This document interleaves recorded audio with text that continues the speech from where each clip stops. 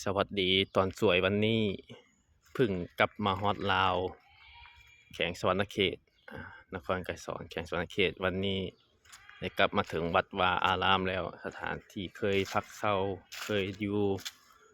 คือวัดอบมาพุทธาวาสบ้านสนามไทยขึ้นกับนครไกรสอนพรหมวิหารแขวงสวรรณเขต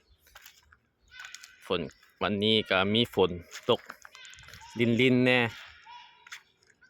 อันนี้จะเป็นศาลาใหญ่โฮงธรรมศาลาใหญ่ของวัดอบมาพุทธาวาสจะเป็นศาลาใหญ่ที่สุดของนครไกรสอนเลยเป็นวัดที่มีพื้นที่กว้างอยู่แล้วก็มีโรงเรียนปฏิยัติอยู่หลังศาลาใหญ่ตั้งแต่ม.1 หาม.4จะเป็นสถานที่กว้างขวางอันนี้จะเป็นห้องครัวห้องเก็บของห้องครัวหอสันเข้าเป็นกุฏิวิหารอยู่ข้างในเพิ่งแล้วงานกฐินวันที่26 ตุลาคมหรือว่า26 ตุลาคมที่ผ่านมาอันจะเป็นศาลาโฮงธรรมใหญ่ของวัดอบมาที่กำลังเฮ็ดยังบ่ทันได้แล้วยังบ่ทันได้มุงหลังคาเทื่อจะมีพระเจ้าใหญ่เอิ้นว่าพระเจ้าใหญ่หมื่นกืออยู่ข้างในของวัดข้างในจะเป็นกุฏิพระสงฆ์สามเณร2 ชั้น1 2 ชั้นหลายแล้วก็กุฏิน้อยหลายอยู่งานกฐินเพิ่งแล้วนี่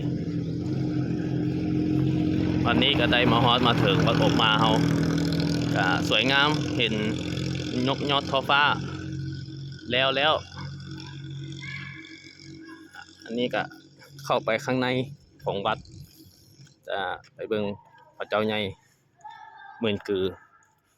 ที่เพิ่นได้สร้างบรรจุไว้อยู่ข้างในยังได้ประมาณ 80-90% แต่ยังบ่ทันได้แล้วเทื่อ 100%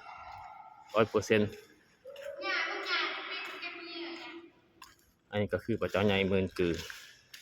เพิ่นแต่เพิ่งแล้วงานกฐินเมื่อกี้นี้มันก็เลยหกแน่ข้างในเข้ามาข้างในส่วนนี้สวยงามดีเป็นบุญเป็นกุศลที่เราได้เห็น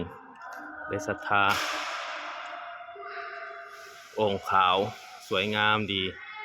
เอิ้นว่าพระเจ้าใหญ่หมื่นกือหมื่นกือ